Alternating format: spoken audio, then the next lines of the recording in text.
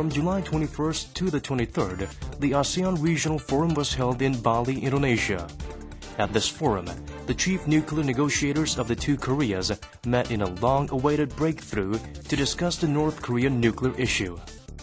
This is the first time North Korea has accepted the South Korean stand that the resumption of the six-party talks has to be preceded by preliminary discussions between the two Koreas. The United States and China are also reported to have played huge roles in influencing North Korea's decision. With the earlier rounds of the six-party talks led by the United States and China reaching a stalemate, this inter-Korean meeting is supposed to act as an important catalyst for its resumption.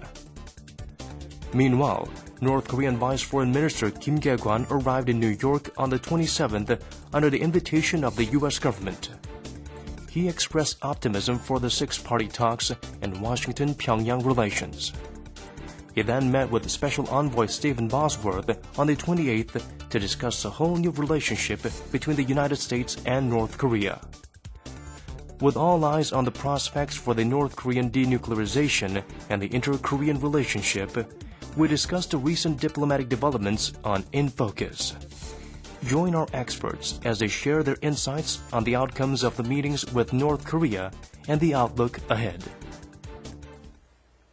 July 23rd was a special day for inter-Korean relations. At the recent ASEAN Regional Forum, the nuclear envoys of the two Koreas met for a discussion of denuclearization. Then, North Korean Vice Foreign Minister Kye-gwan visited the United States for a special meeting with Stephen Bosworth, raising hopes for the resumption of the six-party talks.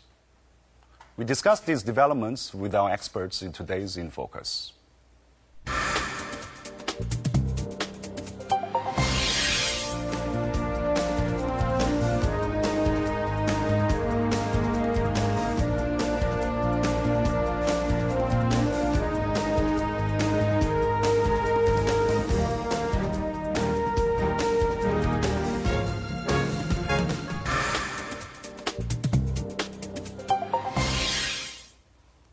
Once again, things are moving really fast on the Korean Peninsula to resume the stalled six-party talk. Top diplomats from both Koreas met in Bali where the ASEAN Regional Forum was taking place. And then, North Korean Vice Foreign Minister Kye-gwan paid a visit to the United States. To help us put all this into perspective, we are now joined by the two experts today. It's great to have you on, both of you. Thank you for bringing me here. Okay, let's start with the Vice Foreign Minister's visit to the United States. Mr. Kye-gwan just met with the U.S. Special Representative, Mr. Stephen Bosworth. What did they discuss? Well, they discussed about the usual things the United States wants to know about the uranium enrichment program, and the United States demanded North Korea to return to six-party talk. Also, the returning of the IAEA inspector team to North Korea, and also things related to ballistic missile that North Korea declared to have. Well, Professor Myers, it seems to me that before the meeting, North Korea was very upbeat about the meeting, whereas the U.S. is a bit being cautious and sort of views this meeting as a preliminary session for further negotiations. And I was under the impression that they won't be rushing into the six-party talk. Am I right here? Yeah, that's the impression that I got as well. I think we can also see that in the way that the two representatives discussed the talks afterwards. The North Koreans talked about them having been constructive and having taken place in a good atmosphere, while the Americans said the talks were serious and businesslike, which strikes a slightly different tone. I think the Americans are at pains to make clear to North Korea that it's not going to reward them simply for returning to the talks. I think the Americans are trying to keep expectations low. I see. So I guess we'll have to wait and see how the follow-up meetings will be shaping up. Sure. But the overall direction is toward negotiation and reconciliation. Do you agree? Well, of course, that's what the Americans want. Whether the North Koreans really are negotiating in good faith is the big question. The Americans have said that what they're really interested in finding out is just how sincere North Korea is about the talks. I think we can see from this that the Americans have become much more jaded about negotiations in the past couple of years. I think the expectations, even at the State Department, which has always been perhaps the most naive part of the American administration in regard to talks, even the U.S. State Department now doesn't really expect that much to come from talks, I think. So the U.S. made it clear that there won't be any talks for the just sake of talks. Not for the sake of talks. So the North Koreans are going to have to come up with something substantial. I see. Professor Park, some experts are saying that this meeting was very special because this was the first meeting between the United States and North Korea since Mr. Bosworth's visit to North Korea some 20 months ago. So what are the things that separate this meeting from the previous meetings between the United States and North Korea? Yeah, I think your point is well taken. It is a meeting between North and United States 1.5 years, more than 1.5 years. And it's quite important because there's a lot of things happened. First of all, I think it's not just that the United States abruptly call this meeting, but I think there's things that we have that had happened preceding this meeting. First, there's a summit meeting between China and United States January of this year, and I think that very important things has been talked about. And one thing that we know is that it was the North Korean issues that Hu Jintao and Obama talked about. It's very special. And then we saw that Bosworth visiting, before that, Bosworth visiting North Korea, and also Carter and the Elders Group also visit North Korea. So that means there's something going on, really, not only between North and United States, North Korea and the United States, but also between China and the United States. In that perspective, I think it's quite important. Mm-hmm. I see. A lot of people in South Korea are wondering which side was more desperate to hold this meeting, the United States or North Korea? Well, I think it's a very difficult question, but I think well, we have to understand that year 2012 is a very important year for all the countries that are involved in six-party talk. United States, Obama aiming for the another term. There's election in 2012, and if, as is declared by North Korea, that their uranium enrichment program is actually true or the real, then it's going to be a big blunder for Obama administration, who declared that nuclear-free world. I see. And so, also, yes. Go ahead, please. Also, the North Korean part also quite desperate because North Korea declared that they want to open the gate for the strong and prosperous country from 2012. So for them to have a very stable condition to open that door is also important. So, I think which is more desperate? I think both are quite desperate. So it seems that domestic political considerations had been weighed in very heavily on both sides. I think so. Okay. Let's talk about the meeting between the two Koreas before this meeting between the United States and North Korea. Nuclear envoys of both countries met in Bali, where the ASEAN regional forum was taking place, and this meeting lasted for about 2 hours, where they discussed. Well, the first round of meetings was between the top South Korean negotiator for nuclear issues, who's Wee Sung-nak, and he spoke with his North Korean counterpart, Lee Yong-ho, and that paved the way for meetings between the North Korean Foreign Minister, Park Lee-chun, and his South Korean counterpart, Kim Sung-hwan. And during those meetings, they basically reiterated their shared desire for the denuclearization of the peninsula. They both expressed a desire to see the six-party talks resume. And that was pretty much it as far as the substance went. I think the significance really was that it was the sort of the highest level meeting between the two Koreas in about 3 years. I see. Before this meeting was held, North Korea had refused to talk about nuclear issues with South Korea. They had been very adamant about this principle, but both Koreas did talk about nuclear issues during this meeting in Bali. So what can we make of it? Well, that actually, was quite a change from North Korea's policy. And they've been saying for well over a year now that they would never talk to the Lee Myung-bak administration under any circumstances. And, of course, the South Koreans were equally adamant that there wouldn't be any substantial talks with North Korea until they apologized for the Cheonan sinking and the Yeonpyeong attack. So I think it's significant, mildly significant, that both sides really have stepped back from some of the things that they were saying just a couple of months ago. If there is the case, Professor Park, can we say that we are now over with, we crossed the first hurdle of this three-step approach to resume the six-party talk? Three-step approach being holding inter-Korean talk first, and then talk between the United States and North Korea, and then six-party talk. So are we over with the first hurdle? I'm kind of iffy about that. It appeared to be so. As we know that that three-step process was proposed by the South Korea. And it seems like that, as Professor Meyer just explained, that in the Bali meeting, there's one hurdle actually been overcome. But we really have to understand whether the sincerity from both sides are real or not.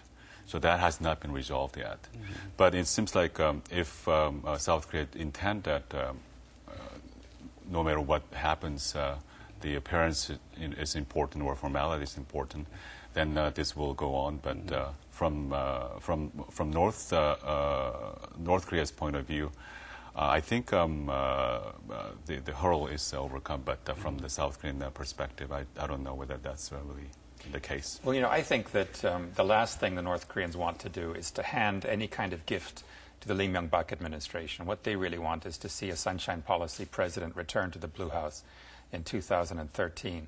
So I think the North Koreans are going to be wary of doing anything that would seem to confirm the rightness of President Lee's policy towards North Korea. In other words, a policy of standing firm and sticking to principles. So I really don't think that we're going to see anything come from this, even if the six-party talks do convene, which I think is not that likely. I don't see them lasting for very long because again, that would help President Lee and help the Conservative Party as it heads into the elections next year. So you don't think there will be any further nuclear talks between the two Koreas? I don't think there'll be anything of substance. Every time, every year or every year and a half, we get this talk about, are we seeing a thaw? I remember the last time we heard this was when the reunions were taking place in November in Kumgangsan. We heard, well, the two sides have managed to put the Cheonan sinking behind them.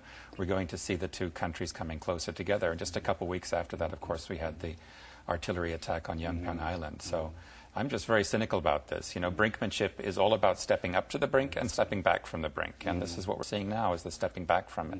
I think Professor Meyer is right. If we only focus on North and South Korean relations, the inter-Korean relations. But if you look at the six-party talk and the whole issue of North Korea's nuclear problem involves other parties, United States and China, as the big players in the six-party talk. And also Russia is a silent majority. But they also have very important importance in this meeting. So you see, all three countries, all important and very powerful countries, they have a vested interest that six-party talk will be resumed and resolving a nuclear issue in a peaceful manner. So I think in that respect, I don't think it's the another story that goes on, but resume and there will be some confrontation. But I think this can be a breakthrough. We have to watch. We have to see. So. But I think this one is different because, as I said earlier, that this is not just happen abruptly, but I think there is some kind of a structural negotiation between China and the United States, and also Russia stepped in the latter part of this process. And I think since they have vested interest, I think this will be a different case than the other ones. You two just mentioned that the inter-Korean relations had been at its worst since North Korean military provocations last year. But do you see any sign of improving after these meetings? How do you foresee the future of inter-Korean relations? The South Korean government its position is not clear yet, but I think the things that we hear is that the South Korea government is trying to pursue a three-track approach. First approach is that there's inter-Korean relation, one, separating the other issues. The second track will be the multilateral approach to resolving a nuclear issue in the Korean Peninsula. The third track is the humanitarian aid program.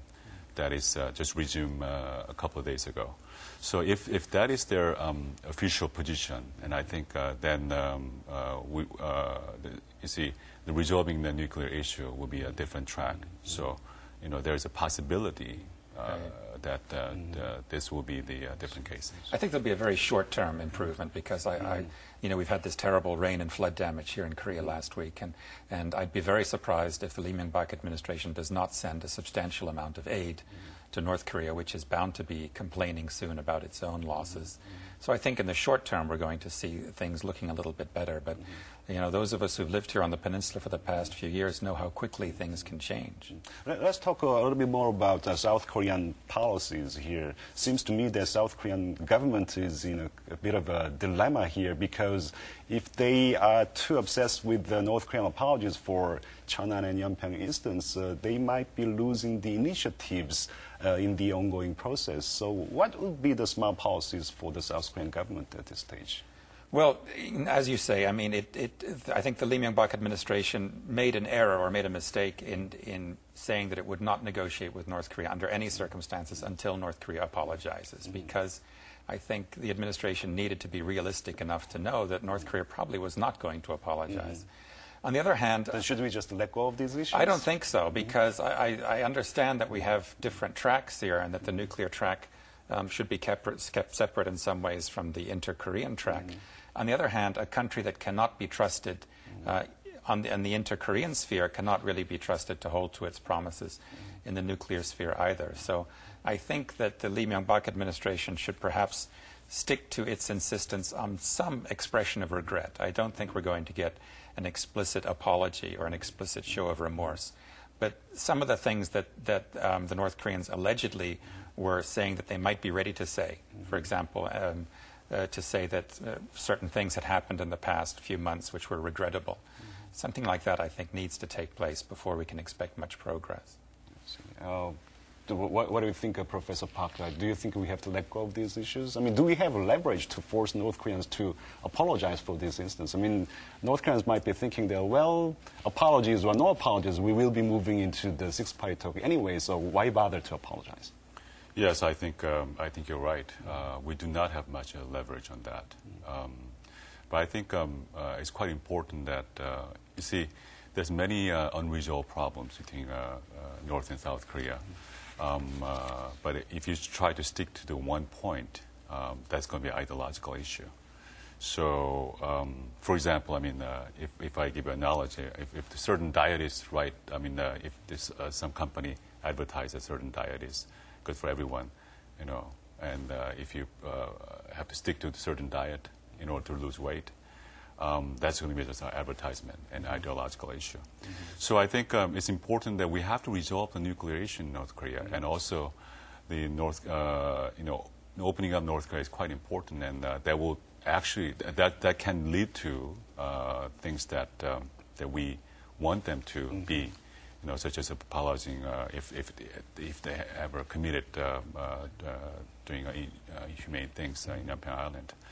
So I think this government should get the priority right, which one is important. Stick to the principle that this government said was important, or the nuclear issue that's impending in Northeast Asia. Okay. Let's turn to the six-party talk, which I think will be taking place one way or another in the near future. But problem with the six-party talk is that previously wasn't really successful in terms of denuclearizing North Korea. So why do you think this was? And do you think this new six-party talk is going to be any different from previous ones? I don't think it's going to be very different because the main problem ever since August 2003, when this whole process started, is that North Korea really has no political capital to gain from denuclearizing domestically.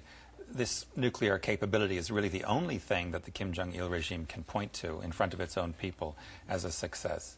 And the North Korean people have been told for about 17 years now that they have to keep making sacrifices in order to arm the country, in order to make the country a member of this nuclear club. So if Kim Jong-il were to give that away now for an aid package, I think it would go right to the heart of the legitimacy of this regime. I think it would weaken his rule over the country, and he's well aware of this. Now, if you look at North Korea's domestic propaganda over the past 8 years, it has constantly reminded the North Korean people that there can never be an agreement between Pyongyang and Washington. There can never be an improvement of relations between the North Korean people and the race enemy, the United States. So I think if you look at that, that shows that North Korea has probably never really been negotiating in good faith, and I don't expect that to change at any time. What do you think? Do you think this new six-party talk is going to obtain the purported objective, which is to denuclearize North Korea? Well, I think Professor Meyer is right. If he meant that North Koreans want this negotiation between United States in order to using the nuclear as a means. Yeah, I think that's right. But however, I don't think it's objective as well. That means North Korea using nuclear as a device to make a negotiation and try to gain the ultimate goal. They said that the ultimate goal is to normalize relation with the United States.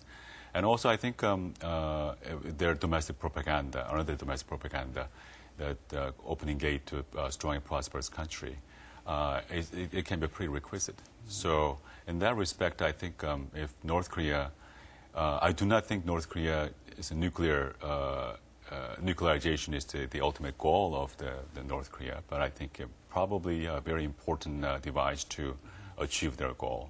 So in that respect, I think the six-party talk can be different. And also, we have to understand that it's not the inter-Korean issue, the nuclear problems of North Korea.